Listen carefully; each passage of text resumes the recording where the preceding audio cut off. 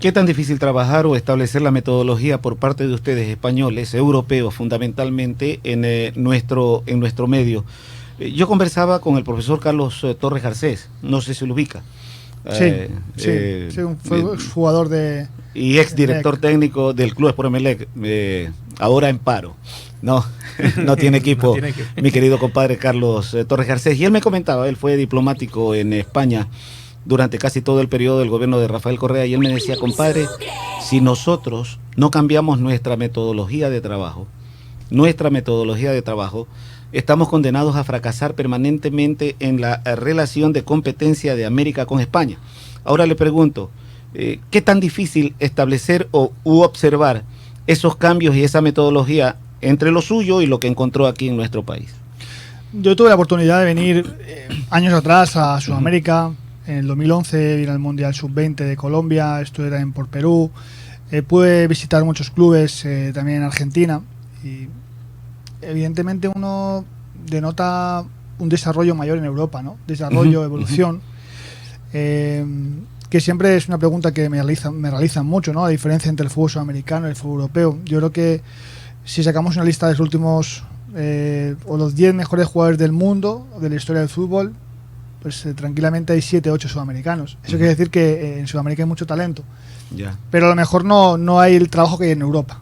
Y yo estoy convencido de que cuando Sudamérica alcance el desarrollo y la evolución del juego que se desarrolla en formación en Europa, estoy convencido que Sudamérica superará a Europa. La diferencia radica en que en la aplicación del conocimiento científico al fútbol de manera específica, formas de trabajo o profesionalismo por parte de los jugadores. Bueno, yo primero diría que arranca en temas de formación. En España, por ejemplo, para dirigir un equipo de niños de 12 años en cualquier cantera de primera división, te exigen titulación. O sea, nadie... es decir, no cualquiera puede dirigir. No porque jugué fútbol voy a Por supuesto. dirigir. No, allí igual, si eres futbolista, no es futbolista, si no tienes los títulos de entrenador, no puedes dirigir ni a un equipo de 12 años, porque al final estás educando también. De hecho, no me gusta llamarlos entrenadores, me gusta llamarlos formadores, porque al final estamos hablando de que estamos ayudando al niño en ese complemento educativo que ellos tienen con otras herramientas, ¿no? En el caso del colegio y otras actividades. Entonces, partimos de esa base. Si el niño no crece con una buena formación, con unas buenas herramientas, ya empiezas con déficit. Aquí, por ejemplo, en Sudamérica, uno denota que hay mucho talento y que el jugador resuelve muchas situaciones del juego por el talento, más que por el conocimiento del juego. Entonces, partimos de la base de la formación. Y no solo la formación académica exigida, que es la que te permite dirigir, sino estar continuamente en actualizaciones, en reciclajes que se dominan en España. Esa es la primera gran base. ¿De ahí otro agravante u otro problema o cree que ese es el fundamental? Yo creo que ese es el pilar fundamental de que el fútbol sudamericano no esté tan desarrollado con Europa. ¿Y ya de grandes el nivel de profesionalismo de los nuestros o de la responsabilidad de los nuestros? Ya vamos a otro tema. Primero estamos hablando de la formación, ahora vamos ya al fútbol profesional. A nivel cultural, evidentemente hay grandes diferencias entre un sudamericano y un europeo. Ya no solo transportándolo al fútbol, ¿no? En la vida cotidiana, en el trabajo. A nivel de idiosincrasia, a nivel de educación, a nivel de cultura, hay esos 3 pilares fundamentales. La educación y la cultura son fundamentales para que un ser humano crezca con valores. Entonces, si a nivel cultural y a nivel de educación no tiene bases, va a ser muy difícil un crecimiento acorde a lo que toca, ¿no? Esa es otra traba grande para un director técnico de un equipo de primera categoría, que los adultos, por esa idiosincrasia, no terminen colaborando de la manera en que cualquiera esperaría. Sí, yo diría que sí, porque aquí, por ejemplo, en Sudamérica tengo muchas anécdotas que, por ejemplo, en Europa no suceden, ¿no? Entonces... y es difícil cambiar la mentalidad ahí. No es fácil, pero algún día hay que comenzar. Algún día hay que comenzar y nunca es tarde para arrancar. Un futbolista de 22 años que, por ejemplo, va, por poner un ejemplo, ¿no? Que me ha tocado en Colombia y en Ecuador también, un jugador de 22 años que llega a un entrenamiento sin desayunar. Entonces eso es un problema. El jugador primero no está preparado para la actividad. Claro. Porque a los 30 minutos de entrenamiento está desmayado, está sin fuerzas, entonces ahí empezamos a tener un problema. Son situaciones a nivel cultural. También entiendo que hay dificultades, pero para eso estamos el resto, ¿no? Para intentar ayudar a que todo vaya creciendo como queremos. Con este análisis general, estamos hablando de la generalidad del fútbol en nuestro país, mi querido profesor, para después interiorizarnos un poco más con el Club Sport Emelec. Con el análisis que usted hace, con lo que observa permanentemente del fútbol ecuatoriano y de cara a este nuevo proceso eliminatorio para Qatar, ¿cuál es la idea que usted se forma del fútbol ecuatoriano? Con absoluta sinceridad, porque uno le pregunta a alguien, dice, no, sí, tenemos esto, vamos a clasificar. Apelaría fundamentalmente a esos niveles de sinceridad, porque yo soy un poco escéptico, y hablo en primera persona, respetando el criterio de los compañeros, sobre lo que en este momento tenemos como la relación general del fútbol ecuatoriano para la competencia de las eliminatorias, mi querido profesor. A ver, primero tenemos que hacer una perspectiva de lo que hay actualmente. A mí me ha tocado vivir en este momento un cambio. Están saliendo muchos jugadores de etapas anteriores, jugadores ya con mucha experiencia, con edad. Unos han renunciado, otros están saliendo. Entonces, partimos de la base de que la selección está en un cambio. Los cambios generan conflictos, sí. Es normal.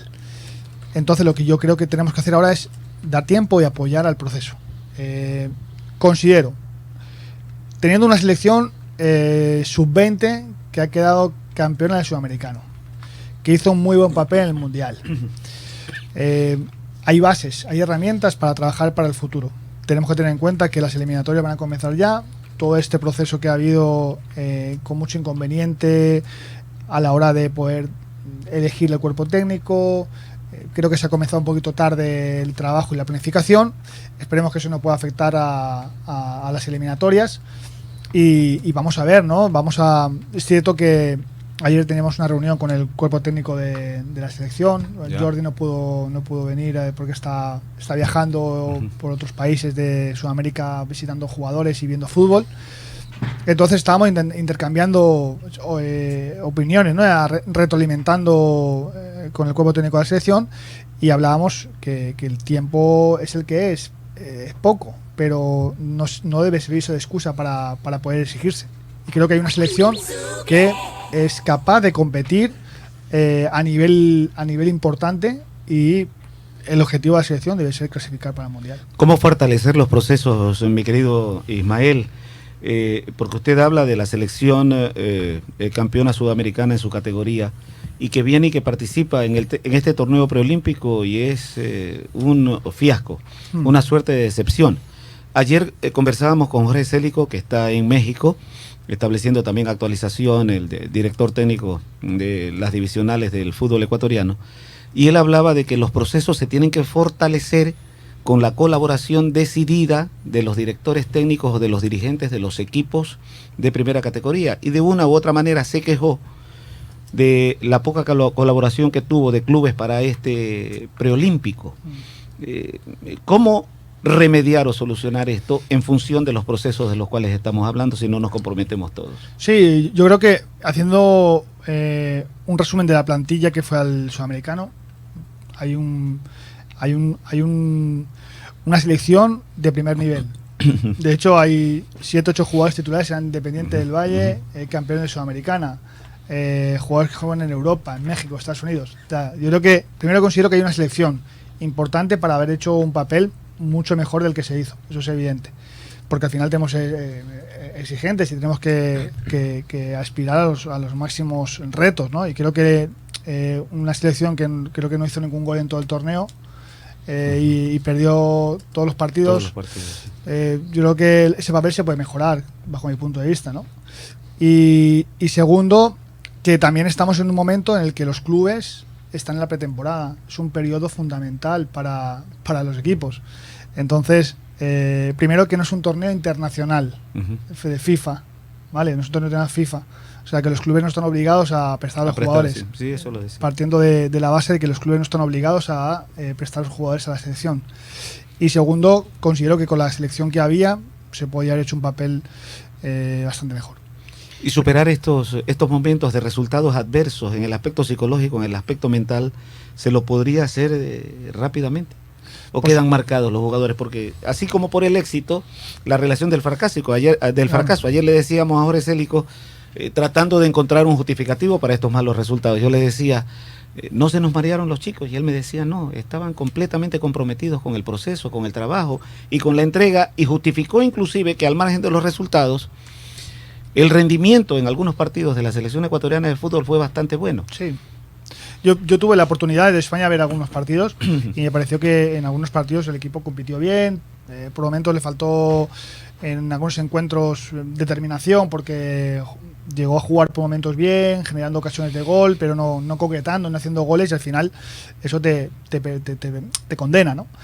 Pero, insisto, dentro de los procesos va a haber altibajos, va a haber momentos de éxito como hubo hace un año exactamente, y ahora momentos de dificultad.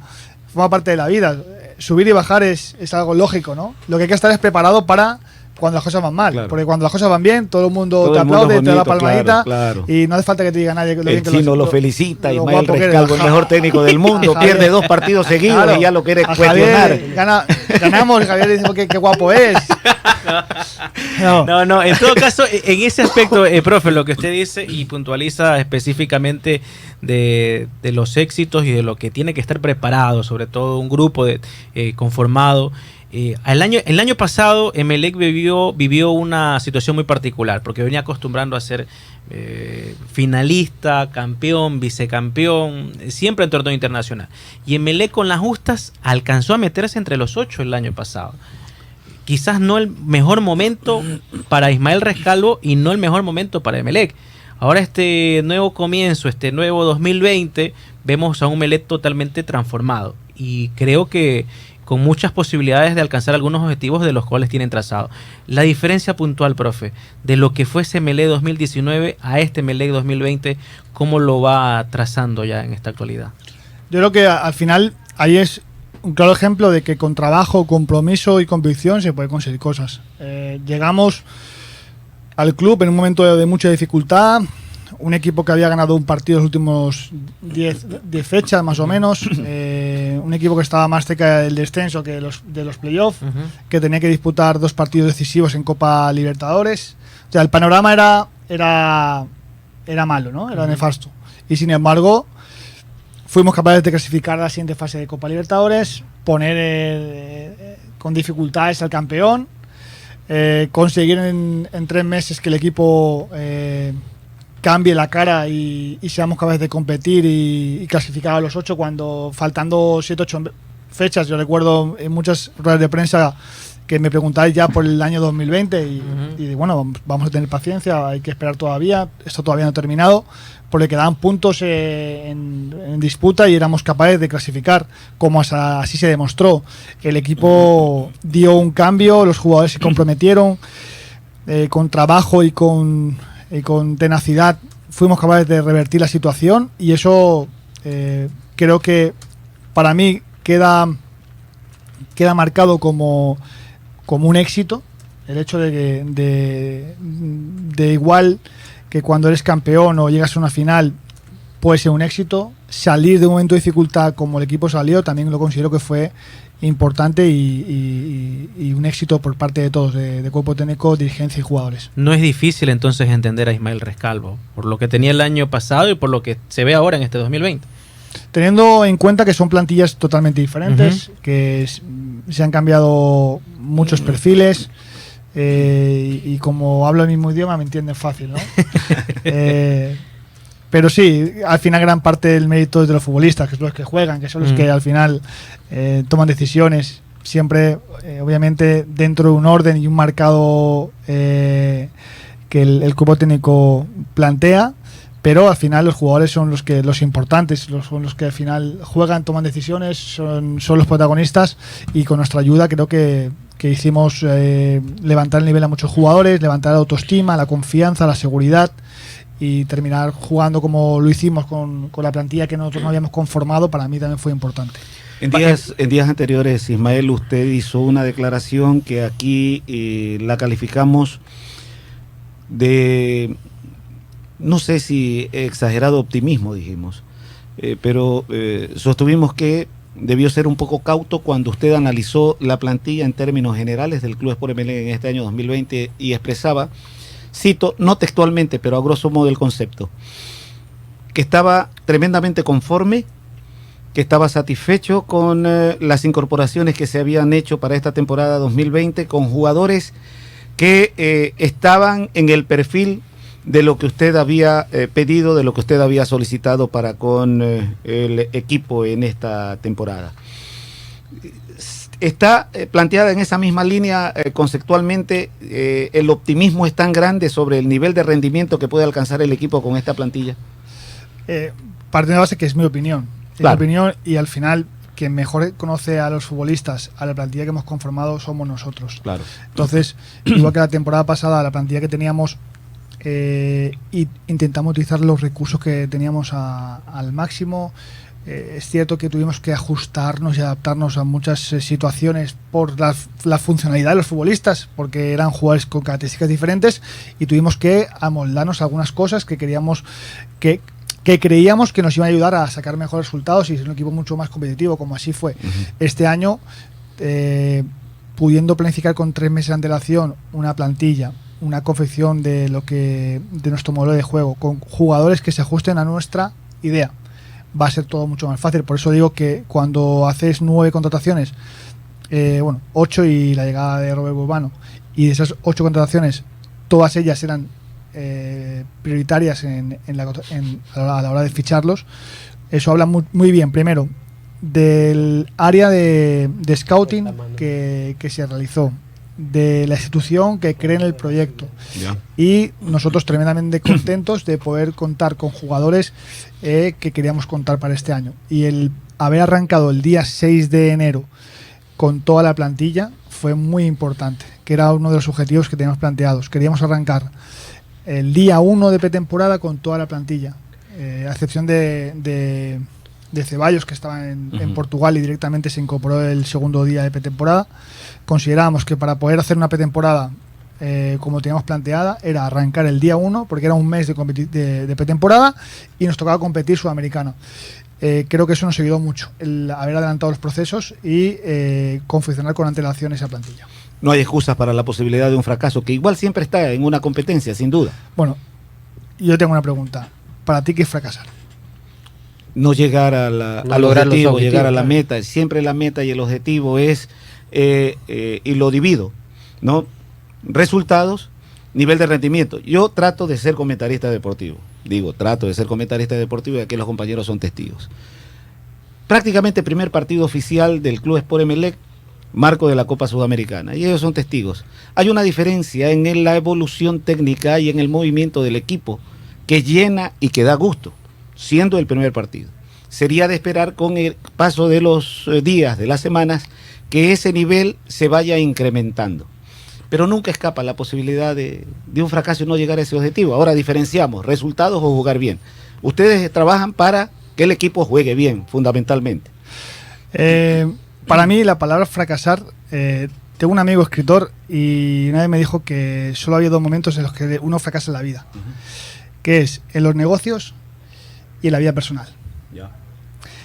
El hecho de que tú intentes hacer o poner todo de tu parte, dejar con honestidad, con dedicación, con responsabilidad, con compromiso, hacer todo lo que está en tus manos para que las cosas salgan bien y no salen bien, para mí no es fracasar, para mí es no se ha logrado. Pero fracasar es una palabra muy, muy profunda y para mí muy dañina, porque al final... No le gusta esa palabra. Sí, no me gusta, porque al final, entonces, vamos a hablar una cosa. Somos 16 equipos en el torneo.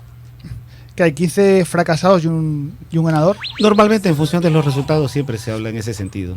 Pues, no, porque como usted decía hace un momento, cuando el equipo está bien, el éxito está bien, todo el mundo va a la lisonja, esto, otro. Pero no, claro, yo entiendo por dónde va. No podemos relacionar ganar con éxito y no ganar con fracaso. Porque sí, a lo mejor sí que si Emelec desciende es una cosa. Ya.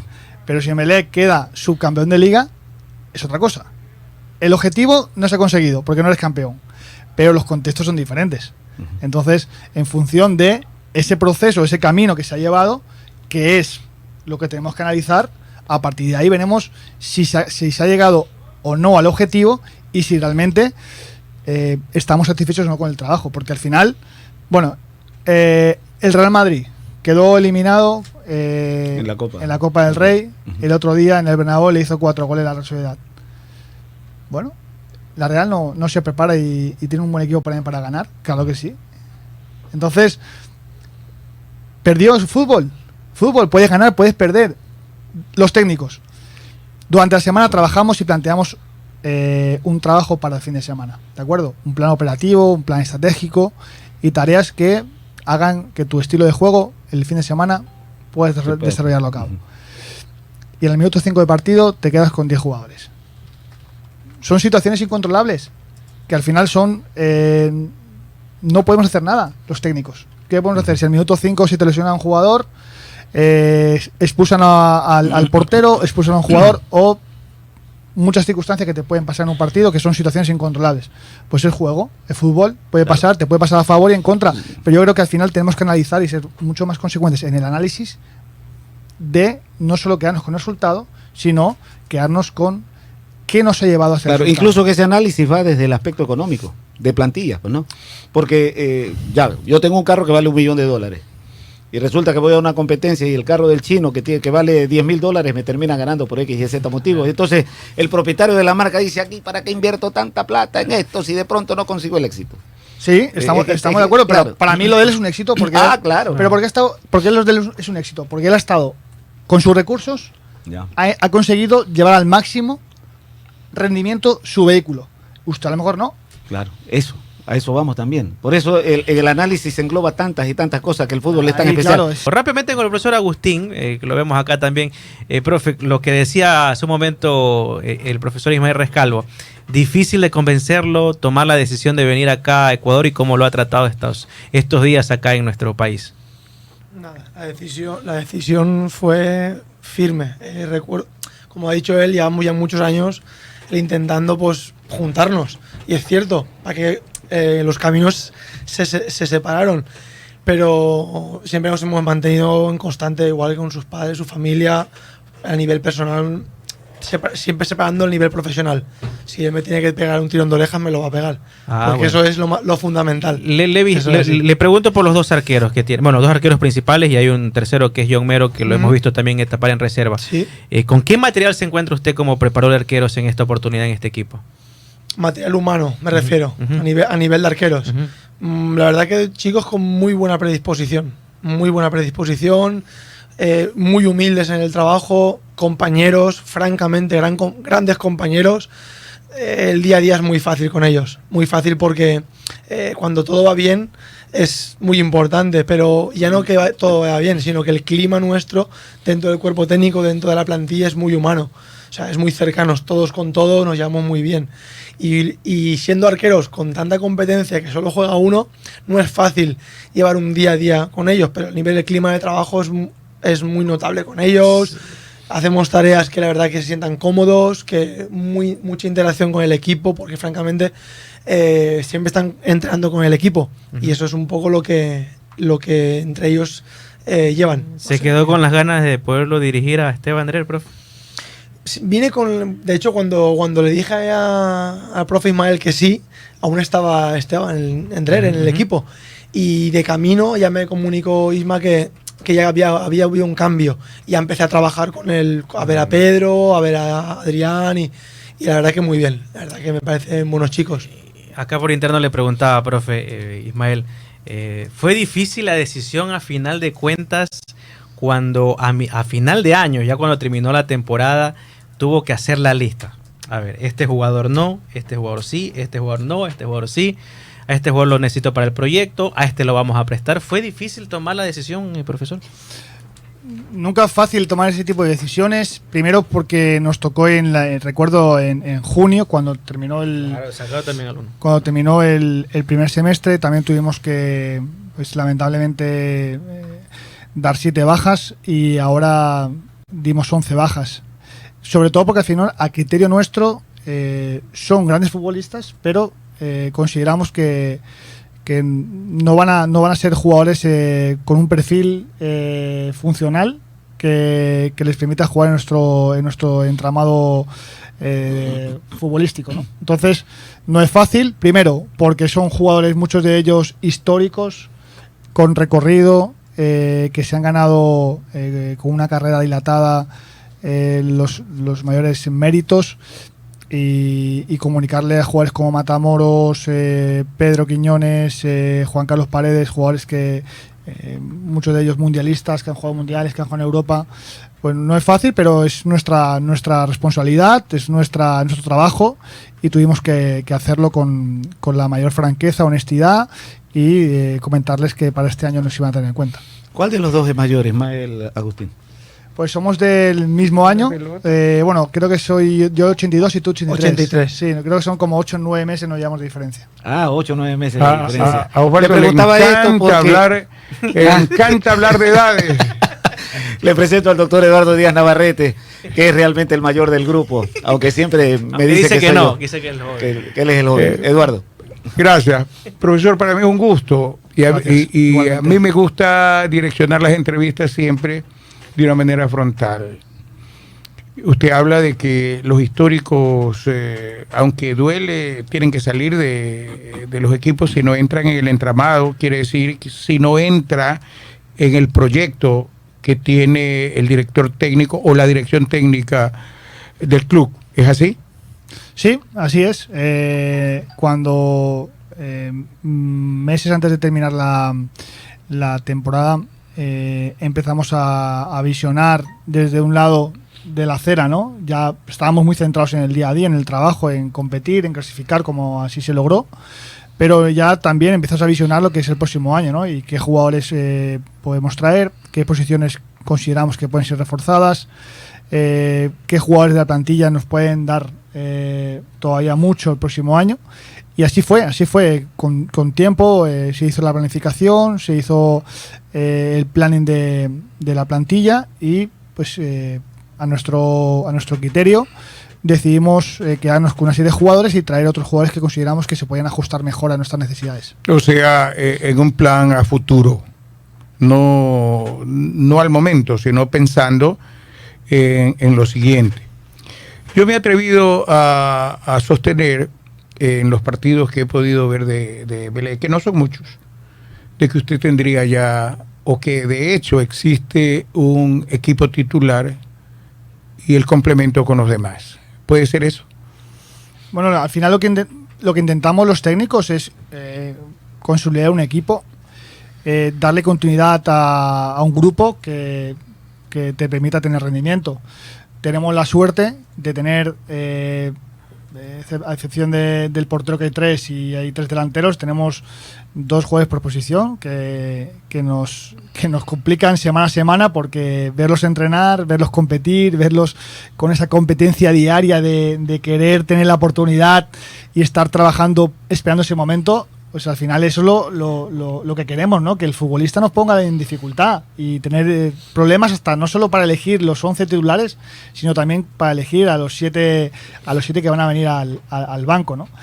Entonces, pero siempre hay los que prácticamente son los titulares, profesor. Bueno, es cierto que hay unos jugadores que juegan más que otros. Yo no me gusta denominarlo titular, o catalogar titulares suplentes, porque al final el suplente quiere ser titular y se prepara para ser titular, y a lo mejor le damos la oportunidad de que juegue 20 minutos y la aprovecha, el fin de semana siguiente es titular. Entonces, al final, para mí es una plantilla de jugadores que juegan de inicio y jugadores que esperan su oportunidad.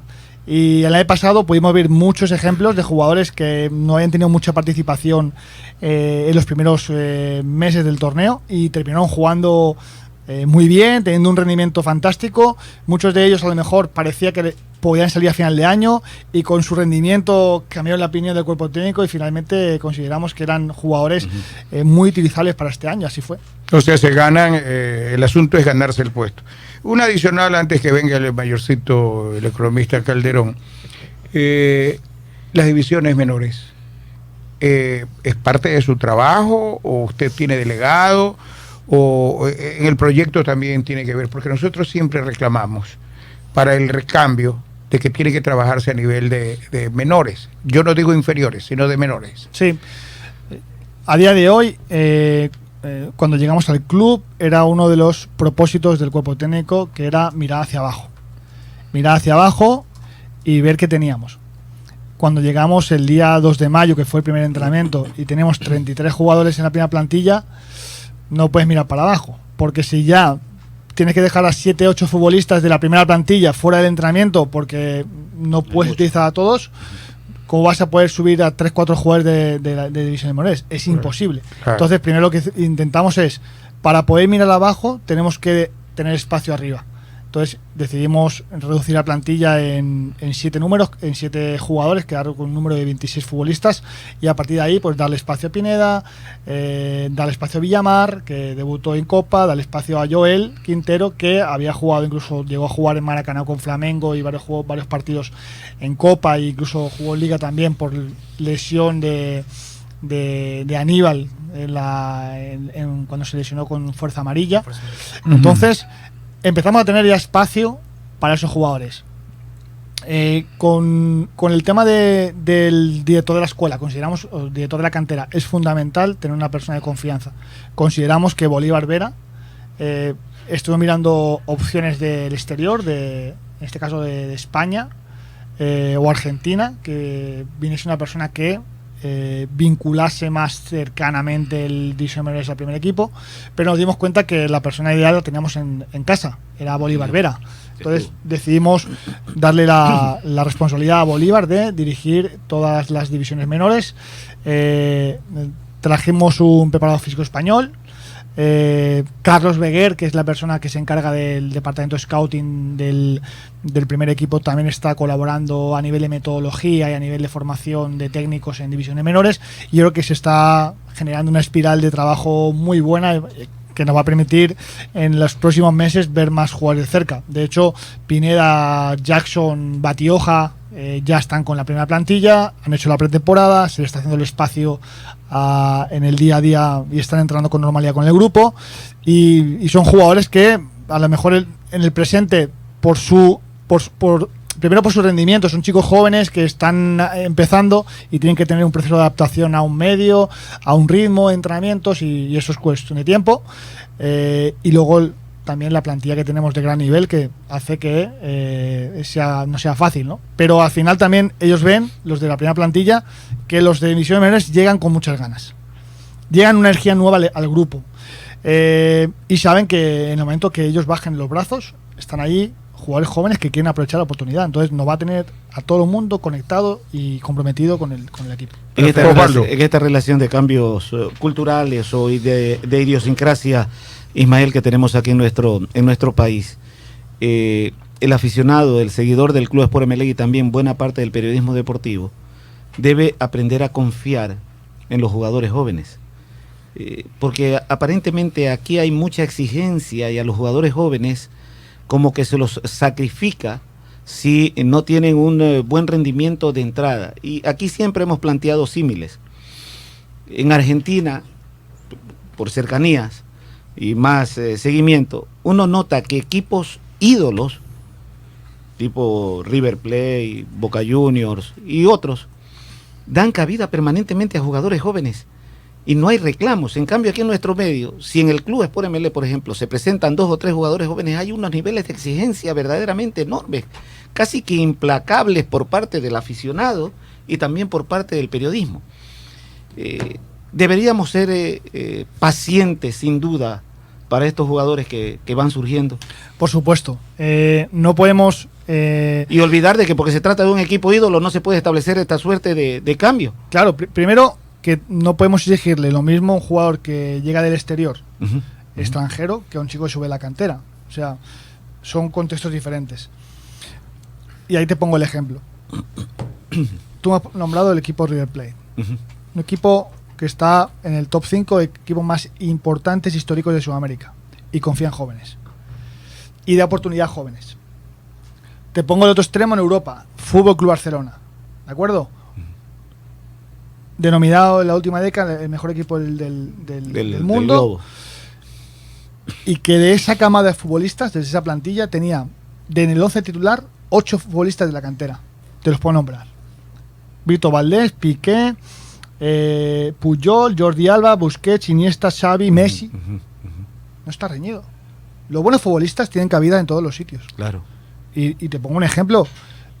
Nuestra llegada a Independiente del Valle, cuando llegamos a Independiente del Valle, lo primero que hicimos es ir a ver partidos de la Sub-20, Reserva, y Independiente Juniors, que estaban en segunda categoría.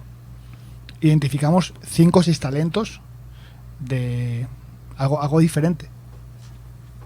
Los ascendimos a la primera plantilla, empezaron a entrenar con nosotros. En 5 meses se vendieron 5 o 6 jugadores. Steven Plaza, Gonzalo Plata, Sebastián Méndez, Ramírez, se consolidó Franco, se consolidó Preciado. Bueno, si son buenos futbolistas, ¿por qué nos vamos a darle la oportunidad? Si tienen talento, tienen hambre, tienen sentido de pertenencia, porque sienten el club, porque se han criado allí, y eso no es fácil tenerlo. No es fácil tenerlo.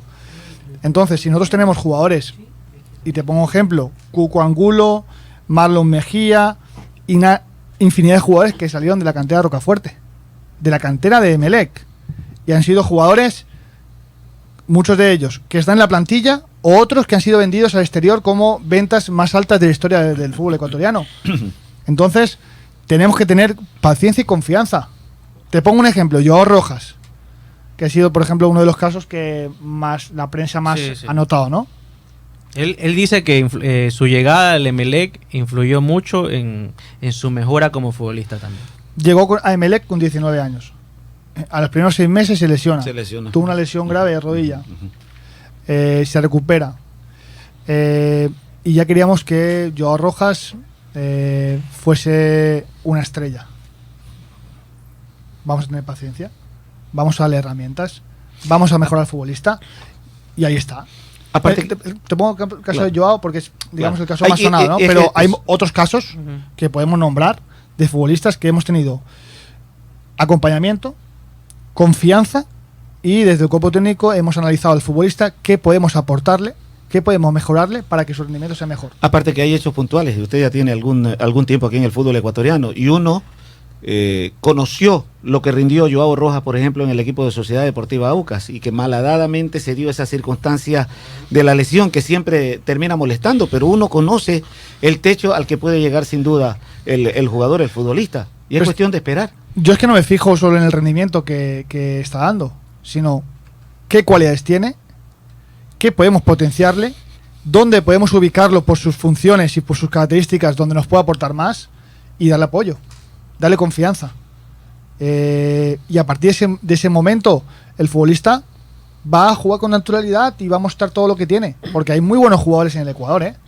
Hay un talento terrible en Ecuador, pero exagerado. Y el claro ejemplo es que hace un año exactamente se quedó campeón de Sudamérica. Entonces ahí hay un proceso que se está llevando a cabo, que se está trabajando mejor en divisiones menores en Ecuador, que tenemos que ayudar a los jóvenes, y estoy seguro que con el paso de los años se va a ver resultados. ¿Cómo tiene que jugar un equipo que dirige Ismael Rescalvo? Bueno, es otra buena pregunta. Y yo, dialogando en el fútbol, ¿para ti qué es jugar bien? Respetar niveles técnicos individuales que se conviertan también en niveles técnicos colectivos, asociar a lo mejor románticamente la posibilidad de un espectáculo y generar el fútbol, que es tratar de meter la pelota en el arco contrario, vale, y generar las posibilidades que permitan eso. Se concretan o no es otra circunstancia. Yo quedo satisfecho con un equipo que genere 8, 9, 10 posibilidades de gol, que es mucho en un partido de fútbol, independientemente de que se concreten o no, porque ese ya es un trabajo de carácter puntual. Vale. Profundizando un poquito en el tema. Para mí jugar bien es interpretar en cada momento del partido lo que hay que hacer. Y que tus jugadores tengan claro cuáles son las consignas y que las lleven a cabo. Yo veo el Atlético de Madrid, por poner dos ejemplos más diferenciados, Atlético de Madrid y Manchester City. Son estilos totalmente diferentes. Y los dos juegan bien al fútbol. Porque al final, el Atlético de Madrid Simeone tiene un estilo que lo hace bien, porque tiene futbolistas que se identifican mucho con la forma de pensar del técnico y juegan bien. Y ganan 1-0 y juegan bien. a su manera. Claro. Porque al final jugar bien no es solo dar muchos pases y llegar a portería haciendo 70 pases, no. Y cuando hay que hacer una falta en el centro del campo en el minuto 93, claro, o cuando hay que meter un gol en un las circunstancias y las variantes del juego que se tienen que aplicar. Uno se tiene que adaptar a buscar el equilibrio entre mi idea y lo que los jugadores me ponen. El concepto de fondo creo que es el mismo. Sí. A ver, aquí también lo hemos expresado. Si yo tengo jugadores que tienen una mayor capacidad de recursos para tratar de tener un equipo ofensivo y que no los utilice, yo creo que estoy negando la posibilidad colectiva del cuadro como tal, ¿no? Entonces, creo que los jugadores son los que le permiten al director técnico ir bosquejando la forma de juego dependiendo de esas circunstancias, y que usted lo ha puntualizado muy bien con estos ejemplos. Ahora, en este club de Sport Emelec, viendo a jugadores como Zapata, a jugadores como Barceló y el resto del grupo, la gran base, uno dice, bueno, aquí hay mucha riqueza técnica en el club de Sport Emelec y hay que tratar de explotar sin duda esa condicionante. Por supuesto, cuando tienes jugadores de la talla de Sebastián, de Ceballos, de Zapata, de Joao, de Rodríguez, de Burbano, de Dixon, jugadores de muy buen pie, tenemos que aprovechar eso. El año pasado, por ejemplo, teníamos jugadores de un perfil diferente, entonces intentábamos por momentos ser más directos. Directos no es llegar con menos pases a portería, sino evitar que si por dentro perdíamos muchos balones, pues evitar que el balón no circulase por dentro, sino que el balón fuese fuera. Y a partir de ahí metíamos envíos, porque teníamos jugadores como el Cuco Angulo, Daniel Angulo, que nos podían dar esa posibilidad de centro remate. Este año, con jugadores técnicamente a nivel técnico, control, pase, conducción, regate, de los jugadores que tenemos, como tú has comentado, de las riquezas técnico-tácticas del equipo, tenemos que aprovechar eso, porque el futbolista te da eso, y al final el futbolista es el que te va a marcar un poquito la idea. Porque una cosa es que yo llego, en mi caso, yo llegué al año pasado con una idea, y los futbolistas que teníamos al principio les costó un poquito porque por la naturalidad del futbolista no te estaba dando lo que tú buscabas. Claro. Y nos tocó ajustarnos, adaptarnos a unos perfiles de situaciones que queríamos puntualizar, y el equipo empezó a cambiar su forma de jugar en algunos matices, porque son matices, no cambias el estilo, sino cambias algunos matices, y el equipo empezó relacionamos más al aspecto gastronómico. Si tengo arroz con queso, tengo que comer arroz con queso. Claro. Pero si tengo un caviarcito, voy elevando el nivel. Si tenemos la paella, mejor del menú, todavía. Claro. Si tienes los ingredientes para hacer una buena paella, por cierto, Agustín es un fenómeno para las paellas. Para la cocina. ¿Cierto, Agustín? ¿Cuál es el secreto de una buena paella? A ver. ¿Cuál es el secreto? Mucho amor. Mucho amor. Para cocinar. No da la receta. Desde que llegó a Emelec y anteriores procesos de directores técnicos, han trabajado con muchos de estos jugadores. Muchos ya no están. El caso de Pedro Quiñones, el propio Drer. Y lo menciono porque son de estos líderes que estaban ya algunas temporadas y fueron hasta tricampeones, o 4 veces campeones en todos estos años. Conversó con ellos en primera instancia. ¿Y qué fue lo primero que le dijeron de la forma de trabajar de los otros entrenadores que no pudo ser fructífero como ahora se puede ver con el trabajo del profesor Ismael Rescalvo? Cierto, vosotros me conocéis, o los que no me conocéis, pues me iréis conociendo. En ese aspecto soy muy sincero, muy claro.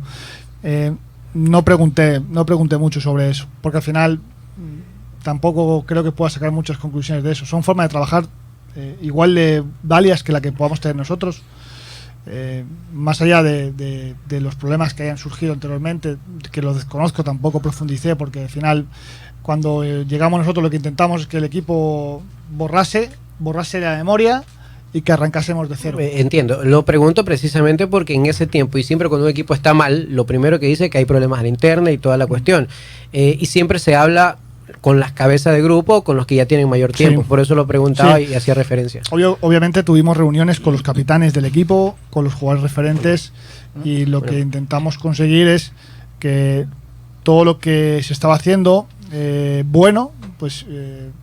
había que darle continuidad, y otras muchas cosas que considerábamos que no se estaban llevando a cabo como nosotros pensamos, pues que se iban a cambiar.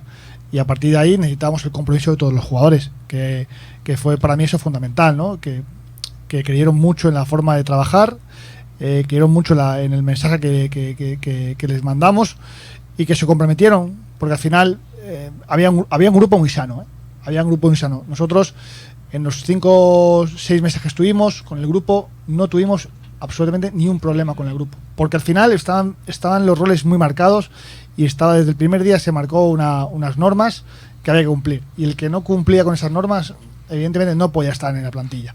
Entonces al final tienes 2 opciones: o te alineas con lo que hay, o pues lamentablemente no pasa nada, tú sigues tu camino, yo sigo el mío, y cada uno por su vía, ¿no? Así es.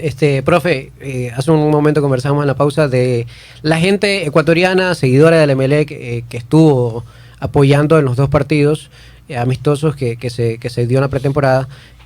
¿Cómo vio el director técnico español el recibimiento del ecuatoriano en su tierra, prácticamente, y apoyándolo? Y lo pregunto es porque a nosotros también nos sorprendió que había bastantes seguidores de Radio Sucre, inclusive Darío, nuestro colega, lo manifestaba y nos mandaba los videos. ¿Cómo se sintió Emelec? ¿Apoyado de cierta manera? Porque no en todo lado hay seguidores de Emelec.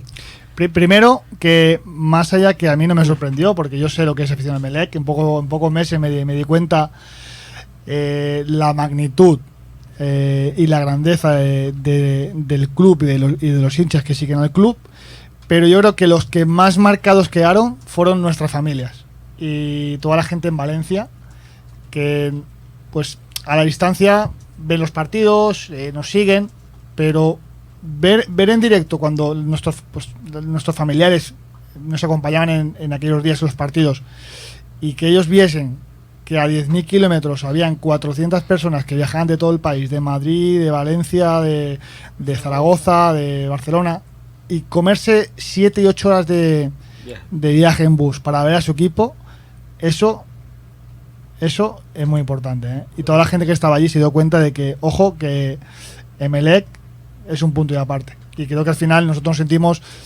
muy acogidos, porque pues, ir a un entrenamiento y ver 150 personas con banderas, con tambores, animando el equipo a 10.000 kilómetros de donde estás trabajando, pues creo que eso no se paga con dinero. Profe, ni el frío los detuvo. Ni el profe, frío. Hay una consideración de que, y también las preguntas van para usted, profesor Agustín. El caso es de que el fútbol, aparte de que ahora es un negocio, hay la concepción también de que es un juego que tiene la parte lúdica, y esto constituye un espectáculo. Hay entrenadores que prefieren más la fuerza que la habilidad, y entonces a veces ponen como a jugadores automatizados y los prefieren a los hábiles, cuando debe ser una combinación de fuerza y habilidad, y con inteligencia, desde luego. ¿Cuál es el tipo de jugador que a usted le gusta, que usted prefiere? A mí me gustan los jugadores inteligentes, los jugadores que interpreten bien, que tomen buenas decisiones. Si son jugadores que miden 1,60, pero son jugadores fuera de serie, talentosos, y jugadores que nos pueden aportar en nuestro estilo, pues van a ser igual de válidos que el que mide 1,90, es fuerte, y probablemente el que mide 1,60 tendrá que ingeniárselas para no ir a un duelo, porque sabe que con un jugador que pesa 10 kilos o 15 kilos más va a perder en el duelo, y tiene que ser más inteligente para llegar al espacio antes que el rival. Y el jugador que es más fuerte pues tendrá otras condiciones, ¿no? Intentaremos, dentro de lo que tengamos, adaptarnos a lo que tengamos, pero yo, si me pides opinión, yo quiero jugadores talentosos y jugadores inteligentes. Debe ser esa lo primordial. ¿Por qué se llevó o sugirió ir a España en la época de frío para la pretemporada? Primero teníamos diferentes opciones. Teníamos la opción de Estados Unidos, pero se complicaba un poquito por el tema de las visas, y corríamos el riesgo de que algún jugador no pudiese viajar porque las visas a lo mejor llegan rápido, o las prohibiciones. No sabemos. Entonces dijimos, eso es un riesgo, y si queremos tener a toda la plantilla el día 6 de enero y poder viajar a algún lugar, pues tenemos que tener a todo el mundo con la posibilidad de poder viajar. Y el punto número 2, Europa, en este caso España, lo conocemos muy bien. Primero, conocemos instalaciones de primer nivel, entornos tranquilos y favorables, rivales de alta posición para jugar partidos amistosos y alejarnos, ¿ves?, del día a día, del bullicio, del ruido que genera Emelec en Guayaquil.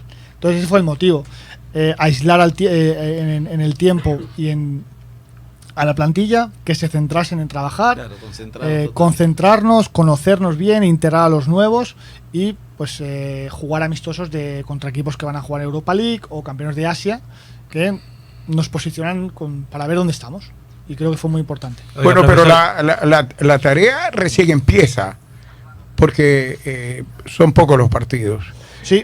Esto equivale a que el rendimiento de Emelec va a crecer. Eso no nos queda ninguna duda, porque al final, como decía anteriormente, nosotros conocemos a la plantilla, sabemos lo que este equipo puede dar. La clase de futbolistas en la parte condicional, en la parte cognitiva, en la parte humana. O sea, sabemos, porque trabajamos día a día con ellos y los conocemos bien, y sabemos lo que nos pueden dar.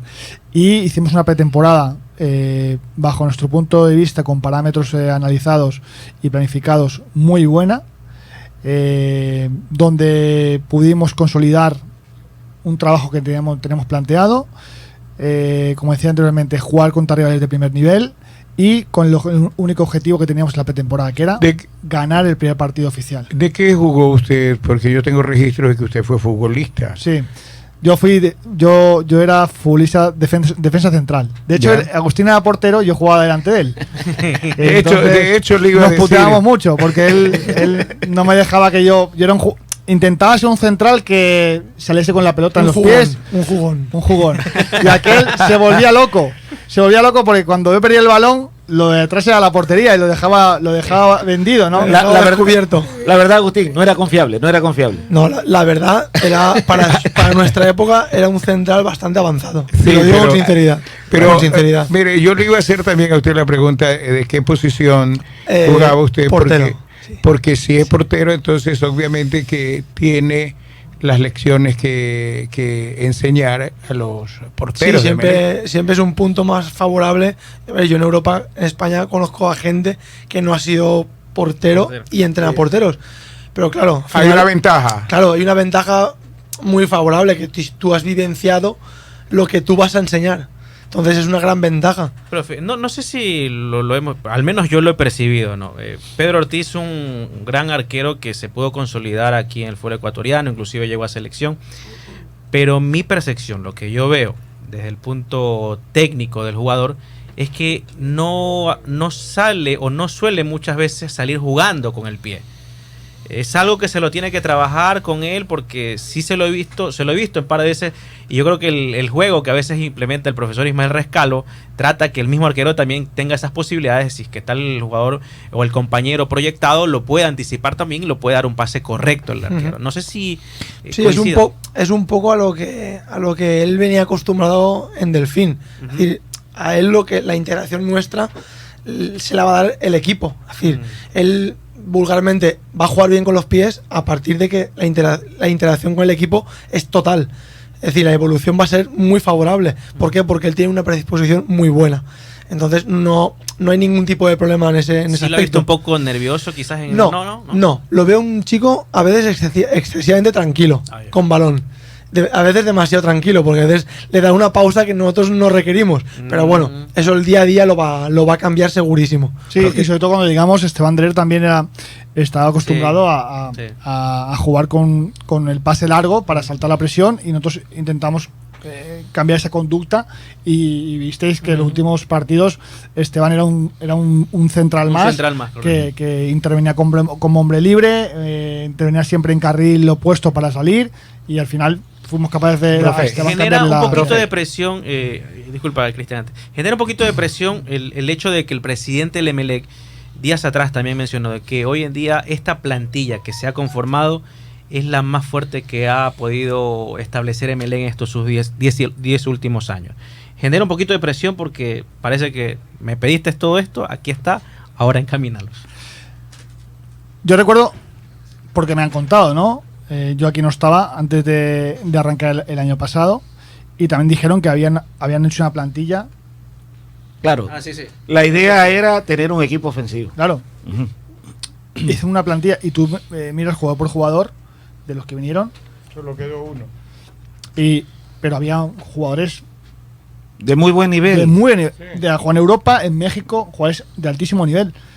Entonces, nosotros, si haces una plantilla que no está acorde a tu idea, vas a decir, no, es que no llega a nuestras expectativas. Si la haces al nivel que quieres, ya te está exigiendo una presión desmedida, ¿no? Al final, la plantilla es la que consideramos que nos puede dar mejor rendimiento por nuestra forma de jugar. Y queremos traer estos jugadores porque se van a ajustar a nuestra idea.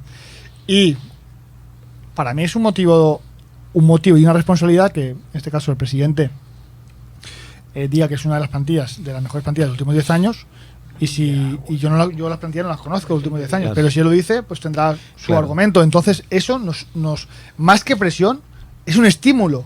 Claro. Es una motivación, una ilusión de decir, estamos a la altura de las mejores plantillas que ha tenido Emelec. Vamos a intentar conseguir jugar de una manera que nos permita ganar. Ahora hay los otros detalles extrafutbolísticos que también siempre influyen en el nivel de rendimiento de un jugador. Porque creo, eso ocurrió con la plantilla del año anterior. Aquí todos apostábamos a que Emelec iba a ser el gran protagonista.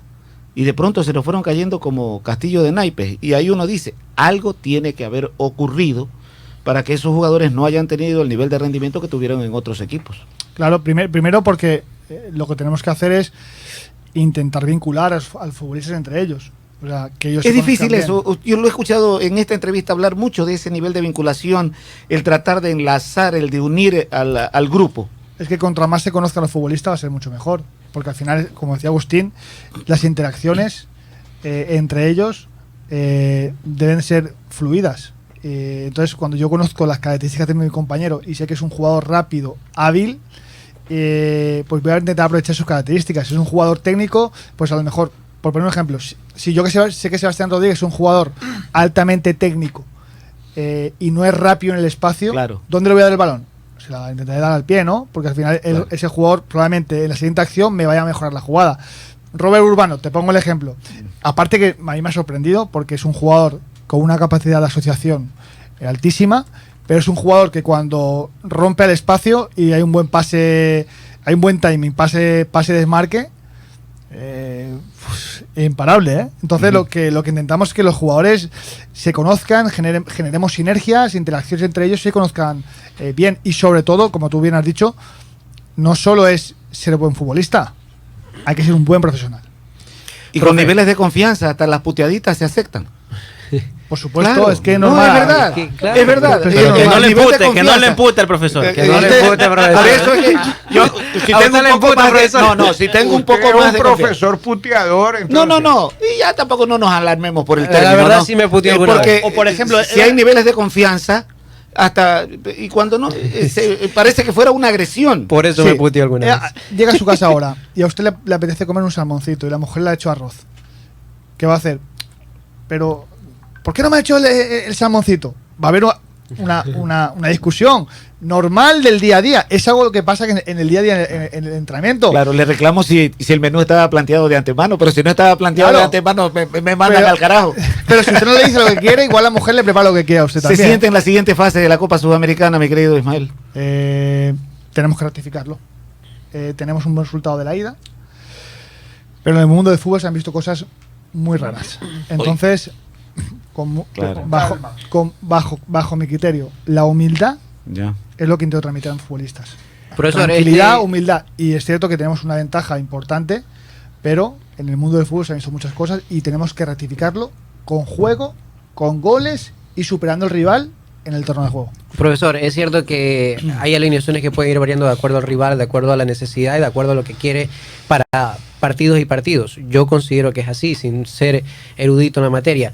Pero en el caso de que lo vimos en el anterior partido, en el único que ha jugado de manera oficial, el Emelec, en la zona media, con Sebastián Rodríguez y el propio José Francisco Ceballos, ¿eso ahí podría mantenerse o realmente buscaría un jugador más de corte en esa posición? Porque aquí lo conversábamos, era un tema de análisis. Una. Y otra, ¿cómo utilizaría a la Tuca Ordóñez? ¿Como un centro delantero o como un pivot ahí cerca del centro delantero corriendo todo el frente de ataque? Primero, si en este caso, por ejemplo, el partido con Liga Portoviejo, teniendo en cuenta que los íbamos a utilizar el partido con Blooming, decidimos por nuestro planteamiento en el partido tener el centro del campo a Ceballos y a Rodríguez. Si jugaron juntos, han demostrado que pueden jugar tranquilamente juntos, sin ningún problema. Entonces, en función de cada partido, como digo, utilizaremos un jugador con unas características u otras también, porque vamos a conocer un rival que va a estar enfrente, que nos va a generar oposición, que nos va a poner las cosas difíciles, que lo conocemos o intentamos sacar la mayor información para ver dónde podemos hacerle daño, dónde el rival nos puede hacer daño, y tenemos que saber también equilibrarnos en ese aspecto y compensarnos en el juego, e intentaremos en cada partido decidir el equipo en función del planteamiento. Y la segunda pregunta respecto a Tuca, Roberto es un jugador que se encuentra como cerca del área.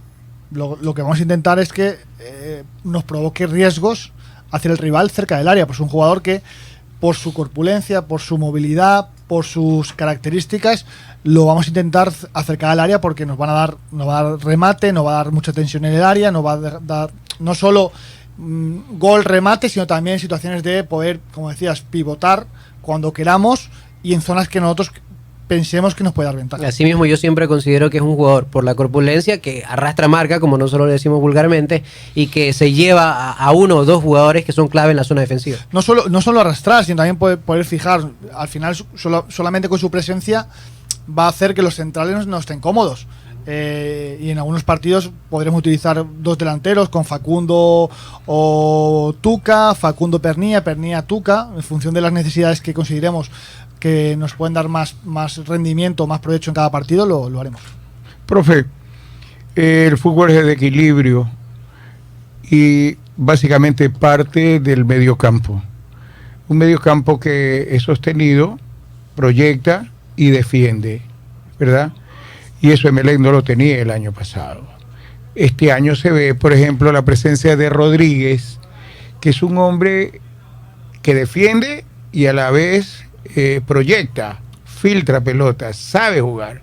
Claro, ahí hablábamos, ¿no? De que a lo mejor Rodríguez va respecto a la pregunta que me hacías anteriormente. Probablemente Rodríguez no sea el jugador más fuerte del equipo, ni el más rápido, pero es inteligente. Sí. Sabe llegar al espacio antes que ninguno a la hora de generar una altura para recibir perfilado. Es un jugador que genera el otro día con Blooming, sobre todo como sabíamos que el rival con Junior y con Ferrufino eran jugadores con mucha amplitud. Queríamos que nuestros mediocentros, cuando el extremo saliese y no terminásemos jugada, que nuestro mediocentro generara una cobertura al jugador de banda. Pues Sebastián Rodríguez fue el jugador que más balones recuperó. Sí, como digo, sin ser el más fuerte, el más rápido, pero es el más inteligente a la hora de posicionarse o a la hora de ejecutar las entradas o anticipaciones. Es que generalmente se ha dado el concepto de que el 5 es el malo de la película, el que rompe, el que bota la pelota a lo más lejos. Agregado a eso que estás mencionando, Eduardo, y para concluir, mi querido profesor, agradeciendo la gentileza, se desvirtuó también el concepto de que el jugador que fue defensa y que se hace director técnico busca que sus equipos sean defensivos. Claro, yo era defensa, yo creo que me equivoqué de posición. Podría haber sido un volante 10 de primer nivel. Entonces, al final va todo vinculado con el criterio como entiende el juego. A mí me gusta jugar de esa manera porque creo mucho en mi capacidad y en mis jugadores. Y es la forma con la que nosotros intentamos transmitir el juego, ¿no? Intentar ser protagonistas, tener el balón y sobre todo poner en el campo jugadores que no pierden la pelota. No solo, como hablábamos del 5, de que sea un jugador intenso, que tenga intención defensiva, que sea un jugador que interrumpa el juego rival. Yo prefiero que mi volante 5 tenga una buena salida de balón y no pierda balones, porque al final, mientras tengamos el balón y no lo perdamos, el que debe estar preocupado es el rival. Profe, yo en función de esto, lo que usted está comentando, ¿no? Yo sí quisiera ver en algún momento un clásico, verlo un partido contra Liga de Quito, y en base a eso le voy a preguntar, ¿qué equipo considera que se ha armado mejor también, aparte de Emelec, que usted obviamente lo ha ponderado esta plantilla, pero qué equipo está fuerte, que lo ve fuerte este año también? Barcelona, Liga y Independiente. Aucas creo que también ha hecho muy buenos refuerzos. A pesar de en Macará y en Delfín han habido muchos cambios también, incluso en Delfín también ha habido cambio de cuerpo técnico, que me imagino que necesitarán ese tiempo para poder generar esa vinculación técnico-plantilla, pero a priori por el recorrido y por la consolidación que llevan ya en el tiempo, digamos que Barcelona y Liga son equipos que se han reforzado muy bien, al igual que Independiente, que también ha hecho muy buenos refuerzos. Son los rivales a vencer en esta. Sí, o sea, por lo menos marcar la diferencia en esos partidos. Al final dices, bueno, ganas esos partidos, pero si al final luego pierdes con otros rivales, de nada te sirve. Al final tenemos que intentar ganar todos los partidos posibles, porque al final valen lo mismo, valen 3 puntos igual. Es cierto que a lo mejor tienen más trascendencia esos partidos porque son rivales con mayor historia y mayor jerarquía, pero al final lo importante es, yo firmo perder esos partidos y ganar el resto. Comenzando con Ourense. Porque al final estos partidos como Ourense, Olmedo, que son partidos complicadísimos y se preparan también muy bien, terminan son los también que te van a permitir, son los que influyen para la balanza, que al campeón. Profe, nada más la última de mi parte, lo deja dirigir a Juan Rescalvo el próximo partido de Sudamericana. Me está poniendo en un problema, la verdad. Te voy a contar. En Envigado, pero él es técnico. Claro, es asistente técnico. No, yo pregunto. Sí, él tiene la misma formación que yo. ¿Ya? A nivel de título, la licencia UEFA Pro en Europa, la licencia Pro Conmebol aquí en Sudamérica, está a nivel top de licencias, ¿no? En Envigado, 2 partidos que no estuve, 2 victorias. En Medellín, 3 partidos que estuvo, 2 victorias en empate. Independiente, espérate, en Independiente, una anécdota, me expulsaron por su culpa. Ya. Porque nos confundieron los árbitros y me expulsaron a mí, que no había hecho nada. Y el hermano encima luego se quedó y ganó 2 partidos y empató 1 y me dijo, no, quédate en la grada mejor. Y ahora vamos a Bolivia. Primera vez, decía, estaba muy contento el profesor Juan Rescalvo. Sí, claro, al final, primera victoria y con él en el banquillo. Muy contento porque al final, igual que Agustín, igual que José Barrientos, que Carlos, que Juan, que están a lo mejor en un segundo plano, pero es que sin ellos... es un equipo. Por eso se trata de un equipo. Profesor Rescalvo, profesor Segura, muchísimas gracias por su gentileza y disculpas por el tiempo, creo que hemos abusado de ustedes en esta hora, 30 minutos. Está invitado al otro programa. Pero muchísimas gracias y gracias también por la gentileza de Javier por la entrevista. Y no se olvide de la invitación que desde ya le he formulado, ¿no? Para online. Muy bien. Un abrazo muy grande, me he sentido muy bien y bueno, hasta la próxima.